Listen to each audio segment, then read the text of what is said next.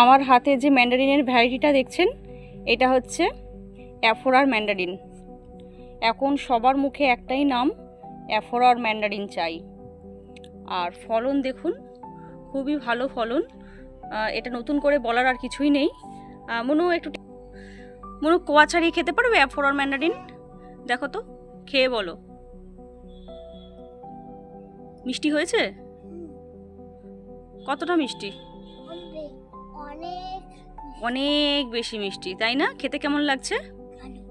এটা হচ্ছে অস্ট্রেলিয়ার একটা জাত, অ্যাফোরার ম্যান্ডারিন। রংটা আরেকবার দেখুন, খুবই সুন্দর। আর বুঝতেই পারছেন এটা একটা ভালো জাত। ছাদ বাগানে হবে, মাঠ বাগানে হবে। গাছটা 2 বছরের বয়স। দেখুন একটা ছোট্ট গ্রো ব্যাগের মধ্যে কিন্তু অনেক ফল, এবং বর্ষায় প্রচুর ফল পচে পড়ে গেছে, বোটা এখনো রয়েছে।